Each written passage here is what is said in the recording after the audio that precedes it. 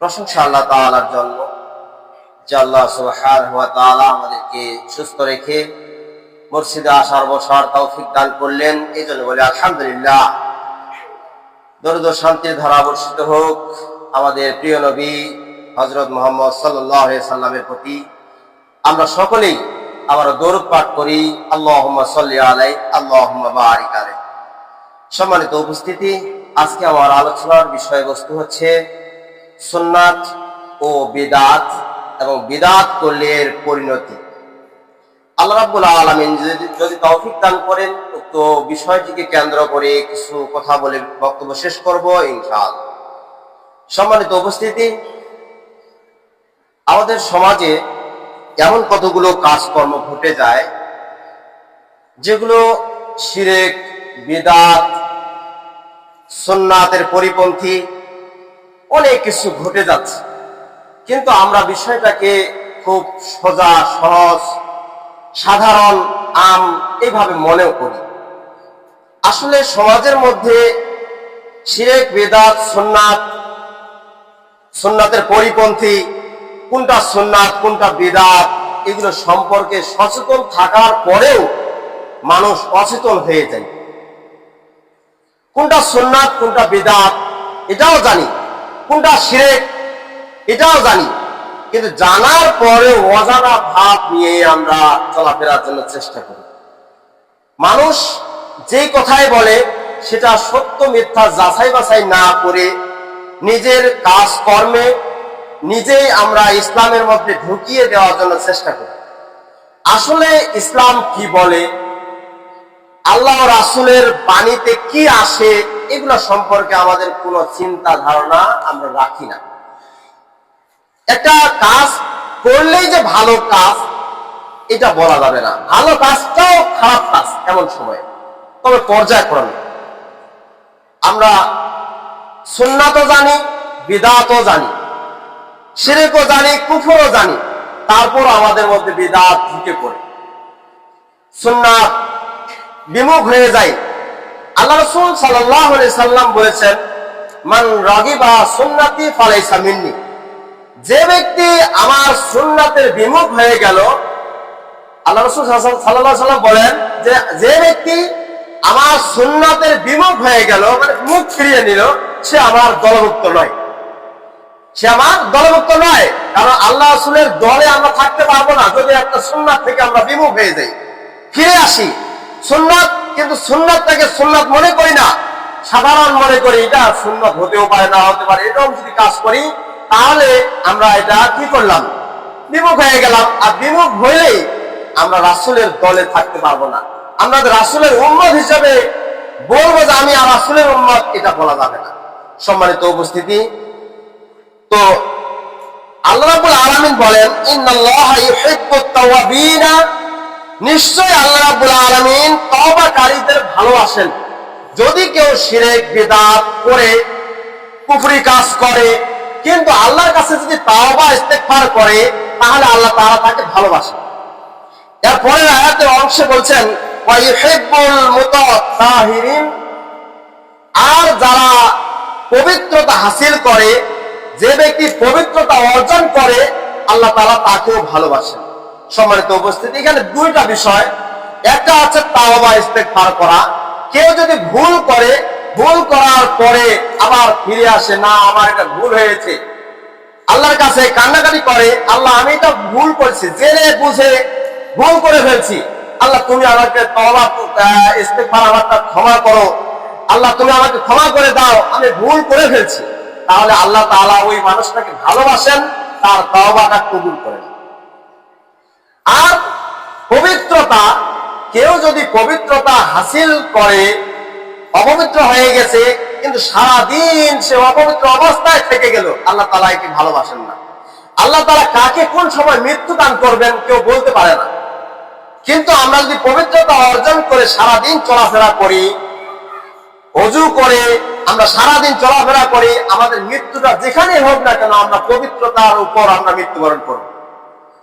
তো আমরা পবিত্রতা থাকতে চাই না, ওযুটা করতে চাই না, ওযু করাটাকে একবারে কেমন জানি একটা মনে করি, উস্কো খুস্কো, এটা উজু করতে যাব, সময় ব্যয় হবে, এটা মনে করি। আসলে এটা ঠিক না। আমাদের সব সময় ওযু থাকা জরুরি, কারণ মানুষের মৃত্যু সামনে। জীবনের গ্যারান্টি আছে কিন্তু মৃত্যুর গ্যারান্টি নাই। মানুষের কখন মৃত্যু হবে, কখন কোন জায়গায় মৃত্যু হবে, এটা বলা যাবে না। আমি এখন দাঁড়িয়ে আছি, কিছুক্ষণ পর আমার মৃত্যু হতে পারে, কিন্তু যদি আমি ওযু অবস্থায় মৃত্যুবরণ করি তাহলে আল্লাহ তাআলা আমাকে ভালোবাসবেন। আর যদি ওযু অবস্থায় বা পবিত্রতা অবস্থায় আমার মৃত্যু না হয়, তাহলে অপবিত্র অবস্থায় যদি মৃত্যু হয়ে যায় তাহলে আল্লাহ তাআলা আমাকে ভালোবাসবেন না। সম্মানিত উপস্থিতি, তো পবিত্রতা অর্জনের জন্য আরেকটা বিষয় এসেছে, সেটা হচ্ছে পবিত্রতা হাসিল হয় খাতনার দ্বারাই। তো সমাজে আমরা মনে করি যে খাতনা একটা ছোট বাচ্চাদের করতে হয়। তো খাতনার বিষয়টা আমরা বুঝি, বুঝার পরেও আমরা ভুল করে ফেলি। এমনও কি আমরা পরামর্শ নেই না। সমাজে থাকি, দশের মধ্যে থাকি, একটা সমাজের মধ্যে উঠা বসা করি, সমাজের মধ্যে 100-150 জন মানুষ আছে, এদের সাথে কারো পরামর্শ নেই না।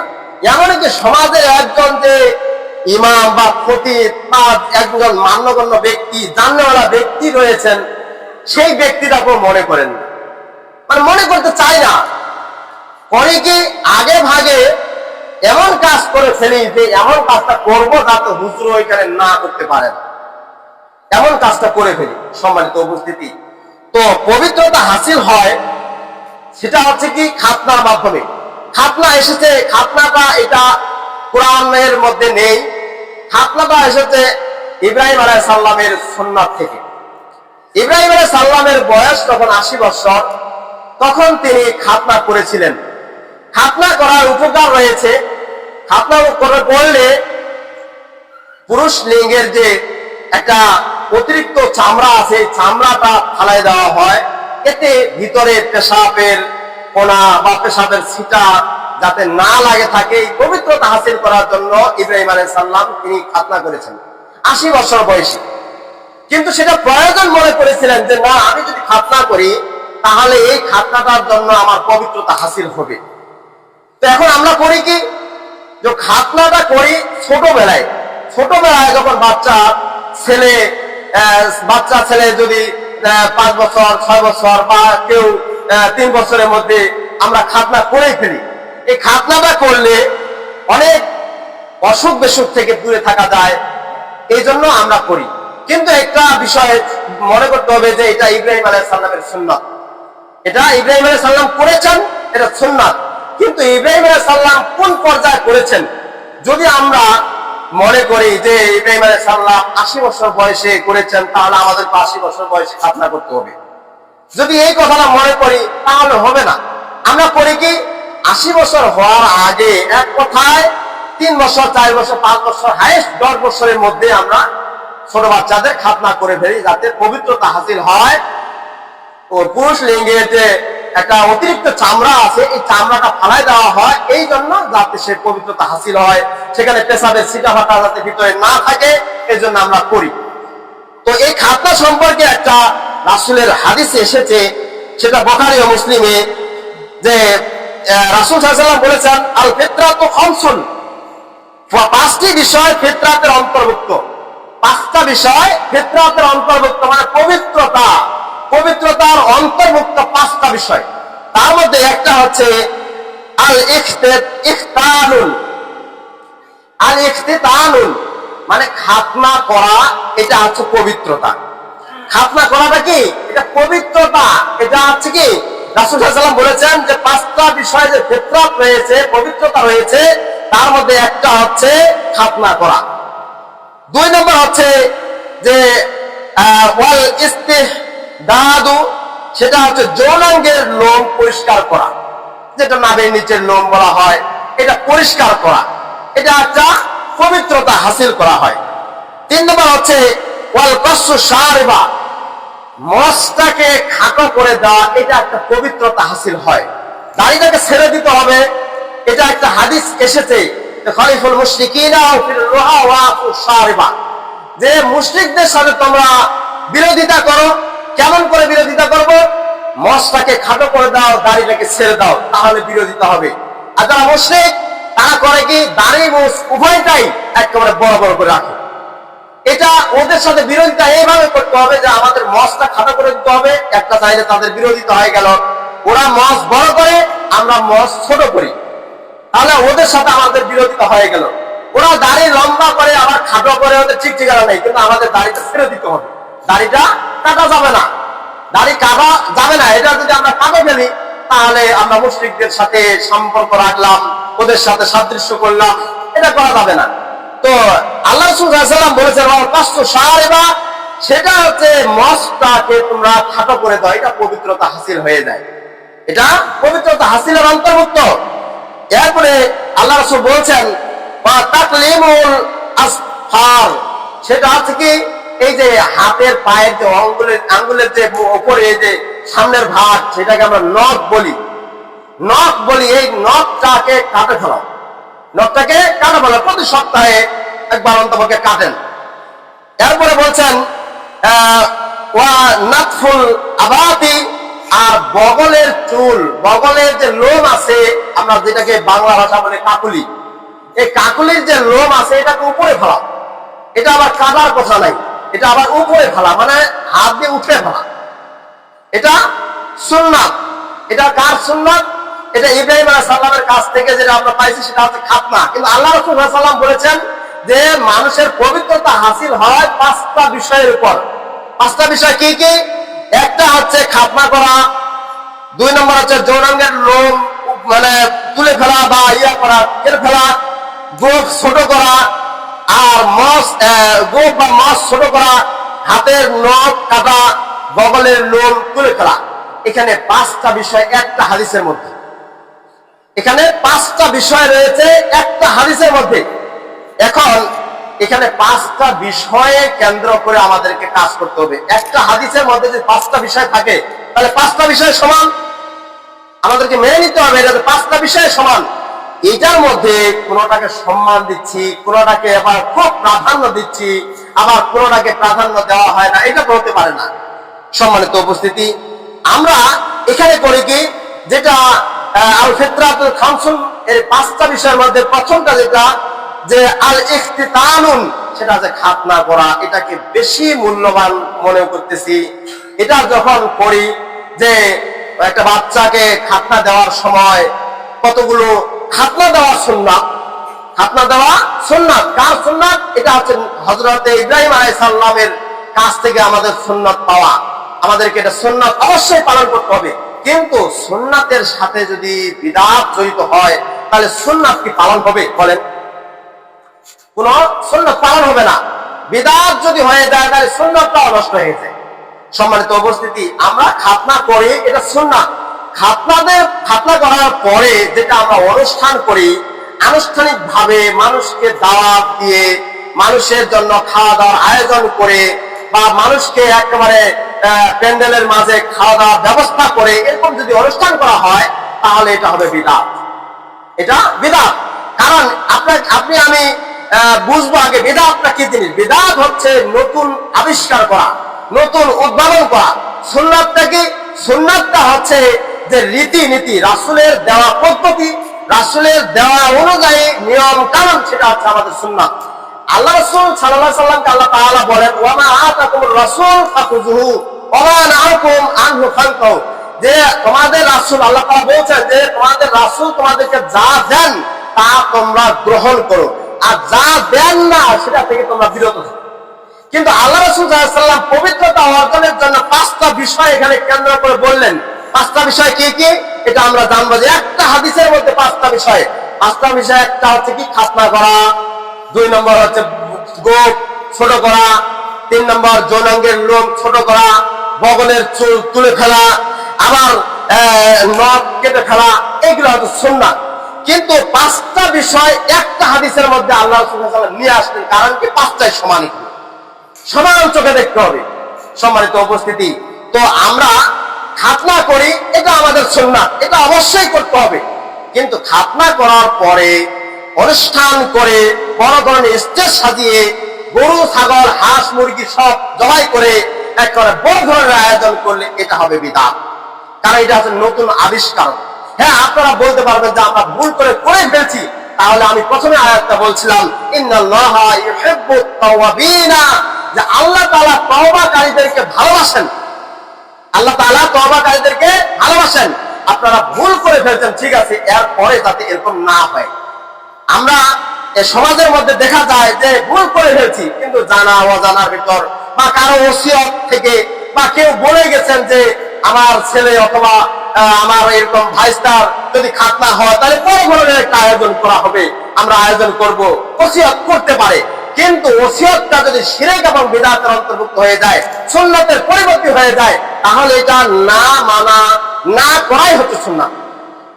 বুঝতে পারছেন মনে হয় কথাটা? যে যদি কেউ পূর্বে থেকে ওসিয়ত করে যে আমার ছেলে অথবা ভাইস্তা বা আমার ভাইয়ের ছেলে বা ভাগিনা যদি এরকম খাতনা করা হয়, তাহলে আমরা গরু জবাই করে বড় ধরনের আয়োজন করে মানুষকে খাওয়াবো, এরকম যদি ওসিয়ত করে কেউ চলে যায় দুনিয়া থেকে, তাহলে ওইটা ওসিয়ত না মানাই হচ্ছে আসল কাজ, না মানাই সুন্নাত। কারণ এটা হচ্ছে বিদআতের অন্তর্ভুক্ত।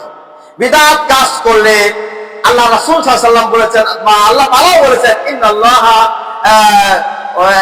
আমানু, যে ওয়ালা তুবদিলু আমালাকুম, তোমাদের আমলগুলোকে নষ্ট করো না। আপনি একটা ছোট্ট বিদআত করবেন, বিদআত করার কারণে পূর্বে যেগুলো আমল করেছেন সবগুলো যদি কেটে যায়, তাহলে বিদআতটা করবেন কেন? বিদআত থেকে আমাদেরকে দূরে সরে থাকতে হবে। সম্মানিত উপস্থিতি, তো আমরা এই যে আয়োজনটা করি এটা বিদআত। তবে বিদআতটা এমন বিদআত যে আল্লাহ রাসূল সাল্লাল্লাহু আলাইহি ওয়াসাল্লাম যদি এটা জায়েজ করতো যে খাতনা করার পরে এরকম অনুষ্ঠান করে আয়োজন করে এটা খাওয়ার আয়োজন করে মানুষকে ডাকিয়ে গরিব অসহায় যত রকমের মানুষ আছে সবগুলোকে ডাকিয়ে খাওয়ানো হবে, যদি এরকম কথা উল্লেখ করতো তাহলে এটা জায়েজ হতো বা এটা সুন্নাত হতো। আবার কিন্তু এই হাদিসের মধ্যে দেখা যায় এটা সুন্নাতের কোনো কাজেই দেখা যায় না যে এখানে সুন্নাত আছে কিনা বা খাওয়ার আয়োজন আছে কিনা। তবে এতটুকু করা যেতে পারে, যদি কেউ খাতনা দেয় ছোট বাচ্চাদের, তাহলে হয়তো গ্রামের বয়স্ক মুরব্বীদেরকে দুই চারটা ডাকিয়ে একটু পায়েস বা একটু মিষ্টি মুখ করায় সেটা খাতনাটা সমাধান করাটা বেশি ভালো। তবে এটা জায়েজ, এটা সুন্নাত নয়, এটা করা যেতে পারে, কিন্তু এটাতে কোনো সমস্যা নেই। কিন্তু একবারে যদি বড় আয়োজন করে ফেলেন, বড় আয়োজন করলে এটা বিদআত। বিদআত করলে আপনার আমলনামা যতগুলো আছে ভালো কাজ, ছোট ছোট ভালো কাজ করেছেন সবগুলো আপনার ছোট ছোট কাজগুলো সব কেটে যায়। সম্মানিত উপস্থিতি, তো আয়োজন করে কোনো কিছু করার বিধান নেই। যদি আয়োজন করার বিধান থাকতো তাহলে ইব্রাহিম আলাইহিস সালাম যখন খাতনা করেছিলেন 80 বছর বয়সে, তখন তার রেফারেন্স থাকতো, তার দাওয়াতের কথা থাকতো কোরআন এবং হাদিস। ইব্রাহিম আলাইহিস সালাম যখন খাতনা করলেন তখন কয়টা গরু দিয়ে দাওয়াত করলো, এটা চিন্তা ভাবনা করতে হবে। সাহাবীরা যখন খাতনা করেছিলেন, সাহাবীদের জামানায় সাহাবীদের যে ছোট ছোট বাচ্চাগুলো ছিল, এগুলোর জন্য কতগুলো আয়োজন হয়েছে, গরু ছাগলের পাউট দুম্বা জবাই করা হয়েছে, এগুলো একটু চিন্তা ভাবনা করার দরকার। সম্মানিত উপস্থিতি, যেটা নতুন আবিষ্কার করা হবে এটা একেবারে বিদআত। তবে খাতনা বিহীন, এক কথায় খাতনার কোনো আয়োজন নেই, আপনি খাতনা আজকে করলেন কিন্তু ওই নিয়ত করে আপনি জবাই করবেন না, মানুষকে খাওয়ানোটা বেশি ভালো, গরিব অসহায় ব্যক্তিদেরকে খাওয়াবেন, এটা প্রতিদান আল্লাহ তাআলার কাছে পাবেন। কিন্তু ওই দিনে যে খাওয়াইতে হবে এটা কোনো কথা নয়। আপনি 10 দিন পরে করেন বা 5 দিন পরে করেন, যে আমি মানুষকে খাওয়াবো। যদি খাওয়াইতে চান আল্লাহকে রাজি খুশি করার জন্য, তাহলে আপনি এমনিতে মানুষকে খাওয়াই দেন। তবে খাতনাকে উদ্দেশ্য করে কোনো কিছু করার আয়োজন করা বা কোনো কিছু দাওয়াত করা এরকম কোনো প্রমাণ নেই। যদি আপনি দাওয়াত করেন গরু ছাগল জবাই করে, তাহলে এই হাদিসের রেফারেন্স অনুযায়ী, এই হাদিস বুখারী মুসলিম থেকে যেটা পাওয়া যায় যে খাতনা করলে যদি আপনি গরু ছাগলকে দাওয়াত করেন, তাহলে যৌনাঙ্গের লোম, এক কথায় লজ্জা স্থানের লোম যখন কাটা হয় তখনও আপনাকে গরু ছাগলকে দাওয়াত। যদি আপনি ওইটা করতে পারেন তাহলে খাতনা দেওয়ার সময় আপনি দাওয়াত করতে পারবেন। কিন্তু আমরা যেদিন আমরা নাভির নিচের লোম কাটি সেদিন তো আমরা দাওয়াত করি না, কেউ তো জানেও না যে আমরা আজকে লোম কাটছি, নাভির নিচের লোম কাটলাম, কেউ কিন্তু বলা হয় না। কেন বলা হয় না? কারণ এটা বলা হয় না এই জন্য দাওয়াত যে নাই। কিন্তু খাতনা যদি দেওয়া হয়, দাওয়াতের আয়োজন একবারে গোটা পৃথিবীর দাওয়াত দেওয়ার শেষ। সম্মানিত উপস্থিতি, এটা করা যাবে না। যদি খাতনা দিয়ে দাওয়াত করা যায় তাহলে যেদিন মস কাটবেন, এই মস কাটবেন সেদিনও আপনাকে গরু ছাগল জবাই করে দাওয়াত করতে হবে। যদি আপনি করতে পারেন তাহলে খাতনার সময় আপনি দাওয়াত করতে পারবেন, কোনো সমস্যা নেই। এরপরে যদি আপনি খাতনার সময় দাওয়াত করেন তাহলে আপনাকে যেদিন আপনি নখ কাটতেছেন সপ্তাহে একদিন, তাহলে সপ্তাহে একদিন আপনাকে গরু ছাগল জবাই করে দাওয়াত করবেন, কোনো সমস্যা নেই। আপনি করতে পারেন, আপনার সম্পদ থাকতে পারে, আপনি করতে পারেন, কোনো সমস্যা নেই। এরপরে বগলের লোম যেদিন কাটা হয় বা তুলে ফেলা হয় সেদিনও আপনি মানুষকে দাওয়াত করে গরু ছাগল জবাই করে খাওয়াইতে পারেন, কোনো সমস্যা নেই। তবে এই হাদিসের ভিতর 5টা বিষয় আছে, 5টা বিষয়ে আপনাকে মানতে হবে। যদি একটা বিষয়কে ভালো মানেন, বাকি 4টাকে না মানেন, তাহলে হাদিসটা কি মানা হলো? তাহলে কি হাদিসটাকে মানা হলো? বরঞ্চ আল্লাহ রাসূলকে অপমান করা হলো। কারণ একটা হাদিস যদি কেউ বিমুখ হয়ে যায়, আল্লাহ রাসূল সাল্লাল্লাহু আলাইহি ওয়াসাল্লাম বলছেন যে মান রাগিবা সুন্নতি, যে ব্যক্তি আমার সুন্নাত থেকে বিমুখ হয়ে গেল, আমার সুন্নাত থেকে এড়িয়ে চলে গেল, আলাইসা মিন্নি, সে আমার ফলভুক্ত নয়, মানে আমার উম্মত নয়। সম্মানিত উপস্থিতি, তো আমরা জেনে বুঝে না জানে যে সমস্ত বিদআত কাজগুলো করি, এই বিদআত কাজগুলো থেকে আমাদের অবশ্যই দূরে থাকতে হবে। কারণ বিদআত কাজ করলে আল্লাহ তাআলা বলেছেন ওয়ালা তুবতিলু আমালাকুম, তোমাদের আমলগুলোকে নষ্ট করো না। এই ছোটখাটো আমল করতেছি, বেশি তো ইবাদত করতে পারি না, যতটুকু আমরা ইবাদত করতেছি এটাই যদি ইবাদতটা কাটে যায় বিদআত করার কারণে, তাহলে বিদআতটা করবো কেন? সম্মানিত উপস্থিতি, তো কারো কথায় এই বিদআত করলে আমাদের কি পরিণতি রয়েছে? তো আল্লাহ রাসূল সাল্লাল্লাহু আলাইহি ওয়াসাল্লাম বলেছেন, যে ব্যক্তি বিদআতকারীদেরকে সম্মান করলো সে ইসলামটাকে গলা কেটে দিল, ইসলামকে একবার ধ্বংস করে দিল। সম্মানিত উপস্থিতি, যে ব্যক্তি বিদআতকে সম্মান করলো, বিদআতকে করার জন্য উৎসাহিত করলো, একজন মানুষ একটা ছোটখাটো বিদআত করতেছে, এই বিদআতটা করার কারণে তাকে আবার উৎসাহিত করতেছে, হ্যাঁ আপনি করেন, আপনি গরু কেন, একটা ছাগল দিয়ে করতে পারেন, ছাগল দেন আর একটা গরু দেন, এরকম করে উৎসাহিত করবে। আপনার তো একটা ছেলে বা 2টা ছেলে, আপনার ছেলের এত বড় সম্পদ কে খাবে?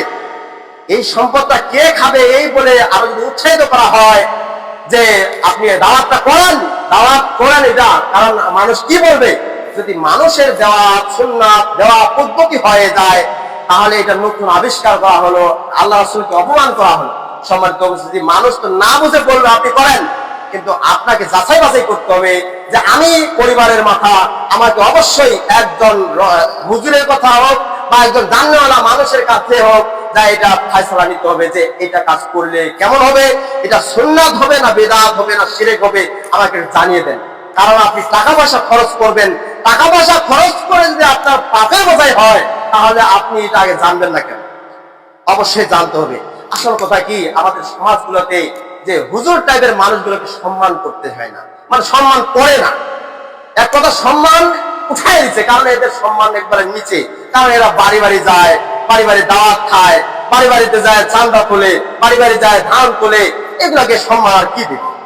সম্মানিত উপস্থিতি, একটু জানার দরকার আপনাদের। চেষ্টা করবেন যে আমি একটা সমাজের মধ্যে, আমি একটা মানুষ, সমাজের 10টা মানুষের সাথে আমি মিশি, আমি যদি কোনো সমস্যায় পড়ে যাই সমাজের মধ্যে, আমি যদি নিজে মৃত্যুবরণ করি তাহলে আমাকে মাটি দিবে কে? এটা যদি আপনি চিন্তা করেন তাহলে আপনি মনে করবেন যে না, আমাকে অবশ্যই সমাজের কাছে জানতে হবে যে আমি এই কাজটা করলাম এটা শিরক হলো, আমি এই কাজটা করলাম এটা কি হলো, হুজুর আমাকে জানিয়ে দেন, পড়াটা ভালো হবে নাকি মন্দ হবে আমাদেরকে জানিয়ে দেন। এই কথাটা প্রশ্ন আজকে থেকে, আমি এতদিন থেকে এখানে আছি, কেউ আমাকে বলেনি। হয়তো পূর্বে যে আমার হুজুর ছিল তাকেও বোধহয় বলা হয়নি, কিন্তু বলছে কোন সময়, যখন একেবারে কাজের হোম ধাক্কা, মানে এক কথা গরু ছাগল নিয়ে উপস্থিত হয়েছে, তারপর হুজুরকে ডাকানো হচ্ছে, হুজুর একটু আসেন তো বাড়িতে, একটু গরুটা জবাই করতে হবে।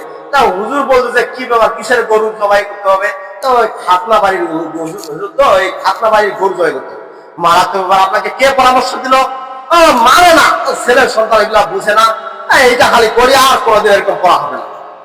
তো আপনি একটা টাকা পয়সার কারণে যদি আপনি এরকম করতে পারেন তাহলে টাকা পয়সা আপনি এই কাজে, একটা বিদআত কাজে না যুক্ত হয়ে আপনি 1 লাখ 2 লাখ 3 লাখ টাকা খরচ না করে আপনি ব্যয় করেন মসজিদের দিকে, মাদ্রাসা দিয়ে খরচ করেন, তাহলে আপনি সদকায়ে জারিয়া পাবেন। কিন্তু মানুষকে খাওয়াতে হবে ঠিক আছে, তবে এই খাতনার আয়োজন করে খাওয়াতে পারবেন। যদি আপনি খাতনার আয়োজন করে মানুষকে খাওয়ান তাহলে এটা বিদআত হবে।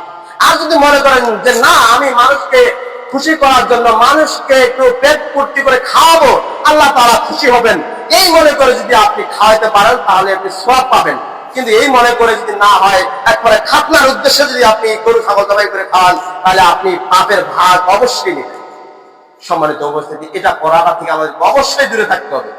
তো আমি যে বললাম যে যদি আপনি খাতনার সময় এই গরু ছাগলকে দাওয়াত করেন, তাহলে বাকি সাইডটাতে আছে, এই বাকি সাইডটা যেমন নখ কাটা, গোপ কাটা, বগলের চুল বা নাভির নিচের চুল যেদিন কাটবেন সেদিনও গরু ছাগল জবাই করে এনে খাওয়াবেন। তাহলে যদি খাওয়ান তাহলে এই হাদিসটা মানা হয়। সম্মানিত উপস্থিতি, আশা করা যায় আপনারা বুঝেছেন যে এটা করা যাবে কি যাবে না। খাতনা করা এটা তো একটা লজ্জার বিষয়। ইব্রাহিম আলাইহিস সালাম যখন খাতনা করতেন তখন কি মানুষকে ঢাক ঢোল পিটিয়ে দিয়ে কি খাতনা করেছিলেন? না, সেটা গোপনে ডাক্তারের কাছে বা জানওয়ালা মানুষের কাছে গিয়ে সেটা খাতনা করেছিলেন। তো আমরা এখন করি কি, একবারে 10, 15টা, 20টা মানুষকে ডাকিয়ে বা গোটা সমাজকে ডাকিয়ে একেবারে খাওয়া দাওয়ার আয়োজন করে খাতনা করতেছি। মানে এক কথা, বাচ্চা হলেও এরও তো সম্মান আছে। কারণ সবাই বলবো সুন্দরে, ও তো আজকে এই কাটা হবে, এই কাটা হবে, এরকম কথা বলে তাকে অসম্মান করা হয় না? অবশ্যই তার লজ্জা স্থানের ব্যাপার, এটা নিয়ে আমরা বাড়াবাড়ি করবো কেন? দাওয়াত করলে মানুষ খেয়ে যাবে, কিন্তু আপনি উপকার পাবেন না। সম্মানিত উপস্থিতি, তো আসলে আমাদের সমাজটাতে না, বা অন্যান্য সমাজগুলো দেখা যায়, আমাদের সমাজ খালি না, অন্যান্য সমাজও এমনকি জন্মদিনও পালন করে, জন্মদিনটা পালন করতেছে। কিন্তু জন্মদিনটা পালন করতেছে, এটা কি রাসূলের দেওয়া পদ্ধতি? না। মিলাদ মাহফিল করতেছে, এটা কি রাসূলের দেওয়া পদ্ধতি? না। কিন্তু এই খাতনার সময় আমার অনেক দাওয়াত দিচ্ছে, আমি চাইনি। তবে আজকে থেকে আমি বলে দিলাম যে ইতিপূর্বে যেগুলো বিদআত কাজ হয়ে গেছে, অতিবাহিত হয়ে গেছে, সেগুলা নিয়ে আমার কোনো আপত্তি নেই, আমি সেগুলোর দিকে তাকাবো না। আপনারা ওই আয়াতটাকে নির্ভর করে যারা এখনো পূর্বে ভুল করে ফেলছেন, তো আল্লাহ তাআলা বলছে ইন্নাল্লাহা ইউহিব্বুত তাওয়াবিন, নিশ্চয়ই আল্লাহ তাআলা ভালোবাসেন তাওবাকারীদেরকে। আপনারা যেটা ভুল করে ফেলছেন পূর্বে, সেগুলো আল্লাহর কাছে কান্নাকাটি করে তাওবা ইস্তেগফার করবেন। আর আজকে থেকে যেগুলো শুনছেন তারপরেও যদি বিদআত কাজ করেন, তাহলে আমাকে পাবেন না, আমি সেখানে উপস্থিত থাকবো না। এক কথা, যেখানে বিদআত হবে সেখানে আমি আব্দুর রহমান সেখানে নেই, আমাকে সেখানে পাবেন না। কিন্তু যদি আপনি সুন্নাতি কাজ করেন, তাহলে আমাকে যদি একটু ফোনে বলেন, আমাকে দাওয়াত লাগবে না, ফোনে বলবেন, আমাকে দাওয়াতের কাজ লাগবে না, ফোনে বলবেন যে আপনি একটু আসেন, এটা কাজ করবো, আকিকা করা হবে, একটা ছাগল জবাই করতে, আপনি আসেন, যতই ব্যস্ততা হোক আমি আসবো। আকিকার সময় ছাগল জবাই করা, ছেলে হলে 2টা ছাগল আর মেয়ে হলে 1টা ছাগল, যদি এভাবে আমাকে ডাকেন ওই কাজে, তাহলে আমি আসবো। কিন্তু খাতনা করাবেন আর এই সময় আমাকে ডাকবেন, আমি এই সম্পর্কে কোনো কিছুই জানবো না, জানারও চেষ্টা করবো না। খালি একটা কথা বলবো যে সেটা যেমন সুন্নাত নয়, এটা শিরক হবে না, বিদআত হবে। যে আসছে রান্না বান্না করার জন্য তাদের সাথে যোগাযোগ করে তাদেরকে জবাই করে, তাদের কাছে গরু জবাই করে নেন, ছাগল জবাই করে নেন, কিন্তু আমি সেখানে যাবো, বিদআত কাজ। আমি সাধারণত বিয়ের পরে একটা হয়, দোয়ার আয়োজন হয়, মানে বিয়ে পড়ানোর পরে একটা দোয়ার আয়োজন করা হয়। বিয়ে পড়ানো হয় যে আয়াতগুলো দিয়ে, যে দোয়াগুলা দিয়ে, এর চাইতে আবার কি এমন আছে? এর পরেও করে কি বলে যে হুজুর একটু দোয়াটা সারে দেন। বললাম যে দোয়া সারে দেবো মানে? এর আগে যে খুতবা পাঠ করলাম, কোরআনের আয়াত পাঠ করলাম, দোয়া করলাম, এটা দোয়া আমার গেল কই? তাহলে দোয়াটাই যদি সবচেয়ে হয়, তাহলে সবচেয়ে বেশি মূল্য দেওয়া হয়, তাহলে খুতবা পাঠ করার দরকার আছে। বিবাহ পড়া সেটা হচ্ছে মসজিদেই হতো সুন্নাত, মসজিদে বিবাহ পড়া সুন্নাত। ইমাম সাহেব মসজিদে বিবাহ পড়াবেন, এটা সুন্নাত। কিন্তু আমরা করছি কি, বিয়ের প্যান্ডেলে নিয়ে গেছি, এটা বলে সুন্নাত, মানে ওইটা পালন করছি। বিয়ের প্যান্ডেলে সেখানে আসর একটা বানাইছি, সেখানে পাত্রের জন্য একটা রুম বানাইছি, সেখানে পাত্রকে বসা রাখছি। কিন্তু সুন্নাত কোনটা? সুন্নাত হচ্ছে মসজিদে বসে বিয়ে পড়া। এখন আমরা করি কি, ওই বিয়ে বাড়ি যেখানে সেখানে যায় আমরা বিয়ে পড়া দিয়ে চলে আসছি। তো এটা কি সুন্নাতের পরিপন্থী না? এটা তো বিদআত, এটা তো নতুন আবিষ্কার করছি। কিন্তু রাসূলের সুন্নাত কি মসজিদে বসে বিবাহ করা, মসজিদে এরকম লাঠি দিয়ে খুতবা প্রদান করা। কিন্তু আমরা যা করি কি, ওই পাত্রের সামনে যায় রে, এক কথা যেখানে বিবাহ হচ্ছে যে প্যান্ডেলে, ওইখানে বিবাহ করা। একটা পবিত্র কাজ, সেখানে খাওয়া দাওয়া হচ্ছে, সেখানে পবিত্র অপবিত্র কি হচ্ছে না আছে সেখানে কোনো কিছু নেই। কারণ বিবাহটা কি পবিত্রতা, বিবাহ করলে মানুষ পবিত্র হয়ে যায়। ইমান যে বিবাহ করে নাই তার ইমান অর্ধেক হয়ে যায়, আর যে বিবাহ করেছে তার পূর্ণ হয়ে যায় ইমান। কিন্তু আমরা করি কি, যেটা পবিত্রতা, যেটা ইমান বেশি পারবে সেটা পবিত্রতা হাসিল করতে হবে মসজিদে, কিন্তু বিবাহটা আমরা চলে গেছি আমরা প্যান্ডেলে নিয়ে। সম্মানিত উপস্থিতি, এটা করা যাবে না। মসজিদে বিবাহ করার পরে তারপরে দিকে। এখন আবার নিয়ম চালু হয়েছে, যে হয়তো ইতিপূর্বে আমাদের উস্তাদজিও এই কথা বলেছিলেন যে মেয়েদের কাছে বিবাহ করার কোনো কিছুই নেই। মেয়ের কনের যদি বাবা রাজি থাকে তাহলে সেটা বিবাহ ওই বাবার সামনেই হয়ে যাবে। কিন্তু মেয়ের কাছে যে বলো মা কবুল, কাজী সাহেব যা বলছে বলো মা কবুল একবার দুইবার তিনবার বলছে, কাজী সাহেব এটা দলিল কোথায় দেন? কাজী সাহেবকে যদি জিজ্ঞাসা করা হয় যে আপনি এটা হাদিস কোথায় পেলেন যে যাইতে হবে মেয়ের কাছে, মেয়ের কাছে যাই বিবাহ করাইতে হবে, তখন বলে কি বর্তমানে জামানাটা আলাদা, তো পরে আবার মেয়েগুলো উল্টাপাল্টা করে। পরে মেয়েগুলো উল্টাপাল্টা করবে কেন? কারণ যদি মেয়েটা যে বিবাহ বসবে না, তার বিবাহ তো হঠাৎ করে হয় না যে আজকে ঠিকঠাক হলো আজকে বিবাহ এইখানে নিয়ে চলে যাবে ছেলে, এরকম তো নয়। অন্তপক্ষে 7 দিন 8 দিন 10 দিন 15 দিন 1 মাস এরকম সময় নেওয়া হয়, যে তারপরে মহর হবে, তারপরে বিদায় হবে, তারপরে নিয়ে যাওয়া হবে, এরকম সময় নেওয়া হয়। যদি মেয়েটা রাজি না থাকে তাহলে ও তো ওর মাকে অথবা দাদিকে অথবা চাচিকে এই কথা বলতে পারতো যে আমি ওই ছেলের কাছে বিবাহ বসবো না, ওটা বিবাহটা ক্যান্সেল করে দেন। তো এটা তো একবার পরিষ্কার আমাদের, যে মেয়ে যদি রাজি না থাকে তাহলে ওই কথা পরিষ্কার করে দিত। কিন্তু আমরা মেয়েকে জিজ্ঞাসা করি না, আর বিবাহ ঠিকঠাক করে ফেলছি। বিবাহ যখন পড়া হয়ে গেল তো তারপরে বিবাহ পড়া হচ্ছে, ওই মেয়ের কাছে যায় বলো মা কবুল, বলো মা কবুল এরকম করে বলতেছে। মেয়ে আর কি করবে? এখন 10টা লোক আছে এখানে, 10টা লোকের সামনে যদি বলে না আমি বিবাহ কবুল বলবো না, তাহলে এই মেয়েটা বিয়াদব, এই মেয়েটা উশৃঙ্খল, এই মেয়েটা খারাপ বেহায়া, এই যে এরকম কথা না শোনার জন্য সে বলে কি কবুল কবুল। সম্মানিত উপস্থিতি, এটা করা যাবে না। আসলে আমাদের অবশ্যই জানতে হবে যে সুন্নাত কি আর বিদআত কি। সুন্নাত হচ্ছে আমাদের বিবাহ পড়াইতে হবে যে মসজিদে বসে, বিবাহ পড়া মসজিদে সুন্নাত। আর মেয়েদের কাছে বিবাহ পড়া হবে এটা বিদআত, এটা বিদআত, এটা করা যাবে না। কিন্তু আমরা ছেলের কাছে যদি বিবাহ পড়া হয় এটাই যথেষ্ট। ছেলে এবং মেয়ে যদি গার্জিয়ান উপস্থিত থাকে এটাই যথেষ্ট, আর বেশি কিছু লাগে না। কিন্তু আমরা করে কি সুন্নাত আর বিদআত দুইটা গোলমিশল করে একেবারে চলছে, এটাই ইসলাম। সম্মানিত উপস্থিতি, তো আমরা সুন্নাত বুঝবো সেটাই যে রাসূল সাল্লাল্লাহু আলাইহি সাল্লামের দেওয়া পদ্ধতি রীতি নিয়ম যেটা আল্লাহ রাসূল দিয়েছেন আদেশ করেছেন সেটাই হচ্ছে আমাদের সুন্নাত, সেটা পালন করাটাই হচ্ছে সুন্নাত। আর যেটা থেকে বর্জন করতে বলছে এটা বাতিল, এটা নতুন উদ্ভাবন, নতুন আবিষ্কার। এমনকি সাহাবী তাবে তাবিঈনের জামানায়, খোলাফায়ে রাশিদিনের জামানায় এরকম কোনো রেফারেন্স পাওয়া যায় না।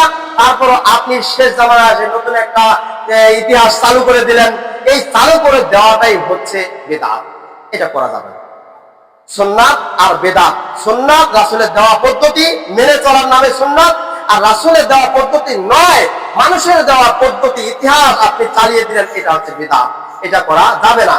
পূর্বে সাহাবীদের জামানায় এরকম খাতনার সময় দাওয়াত হয় নাই, আমরাও করব না। রাসূলের জামানায় খাতনা হয়েছে কিন্তু দাওয়াত হয় নাই, আমরা করব না। কারণ তাবে তাবিঈনরা ছিল পূর্বে পরে, সেগুলো সময় কোনো যে দাওয়াত হয়েছে এরকম কোনো দলিল কোনো হাদিসে কোরআনে কোনো কিছুই পাওয়া যায় না। এটা আমাদেরকে অবশ্যই বিদআত বলে গণ্য করতে হবে। আপনি খাওয়াতে পারেন সেই দিনে নয়, তবে বিদআতটাকে বন্ধ করার একটা উপায় রয়েছে। এখন সমাজের মধ্যে যেটা বিদআত আমরা চালু করে দিয়েছি, খাতনার পরে একটা আয়োজন করা হবে আনুষ্ঠানিক, এটার ব্যবসার মতো হয়ে গেছে। ব্যবসা কেমন? এমনিতে কোনো মানুষ লাখ লাখ টাকা খরচ করে মানুষ খাওয়াবে না, কিন্তু যখনই দাওয়াত খাওয়াবে সামনে টেবিলটা আর একটা লেখক উঠাই দিতে হবে। যদি আপনি এটা উঠাই দিতে পারেন তাহলে দেখবেন যে বিদআতটা নির্মূল হওয়া সম্ভব। সম্মানিত উপস্থিতি, দেখবেন যে একটা মানুষ তার সামর্থ্য আছে, টাকা পয়সা অনেক ধন দৌলত আছে, কিন্তু সে খাওয়ানোর হকদার, সে খাওয়াতে পারে, খাওয়াইলে তার লস হয় না, খাওয়াইলে তার কোনো সমস্যাই হবে না। যদি সে খাওয়ায়, আর যদি প্যান্ডেলে খাওয়ার প্যান্ডেলের সামনে যদি একটা টেবিল আর খাতা না রাখে, তাহলে আপনারা খাইতে পারেন, কোনো সমস্যা নেই। কিন্তু এইভাবে 10-12টা খাওয়ার আয়োজনে আপনারা চলে যাবেন, দাওয়াত দিয়েছে, আপনারা খাওয়া দাওয়া করতে চলে যাবেন, খাওয়ার পরে কোনো টাকা পয়সা উপঢৌকন কোনো কিছুই দিবেন না, ফিরে আসবেন। দেখবেন যে পরবর্তী সপ্তাহ থেকে শুরু করে একবারে পরবর্তীতে যত খাতনা হবে আর দাওয়াতের অনুষ্ঠান হবে না। আর আরেকটা পন্থা আছে যে এটা বিদআতটা নির্মূল করার উপায় হচ্ছে, সেটা হচ্ছে যে আপনাকে দাওয়াত দিয়েছে, আপনি গ্রহণ করেছেন, গ্রহণ করার পর আপনি গেলেন না, না আমি যাব, আমি দাওয়াতে যাব না, আমাকে তো জোর করে কেউ নিয়ে যেতে পারবে না। এরকম করে যদি একটা খালি দাওয়াতের আয়োজনে মানুষ যদি না যায় একটাও, তাহলে দেখবেন যে দাওয়াত আর খাতনার পরে করবে। তাহলে এটা এই নির্মূল করার উপায় হচ্ছে, দুইটা পদ্ধতি আছে। এক, সেটা হচ্ছে কি দাওয়াত দিলে তার দাওয়াতে অংশগ্রহণ করা যাবে না। দুই, দাওয়াত করলে সেখানে কোনো টাকা পয়সা উপঢৌকন দেওয়া যাবে না। যদি আপনারা এই কাজটা করতে পারেন, তাহলে সমাজের মধ্যে এরকম বিদআত থাকবে না, বিদআত থেকে দূরে থাকা হবে। সম্মানিত উপস্থিতি, চেষ্টা করবেন শিরক বিদআত মুক্ত সমাজ পরিচালনা করার, সমাজে জীবন যাপন করার। আল্লাহ তাআলা আমাদেরকে শিরক মুক্ত, বিদআত মুক্ত, সুন্নাতের অন্তর্ভুক্ত ইবাদত করার তৌফিক দান করুন। সকলে বলে আল্লাহুম্মা আমিন। এই বলে আলোচনা শেষ করছি। ওয়া আখির দাওয়ানা আলহামদুলিল্লাহি রাব্বিল আলামিন।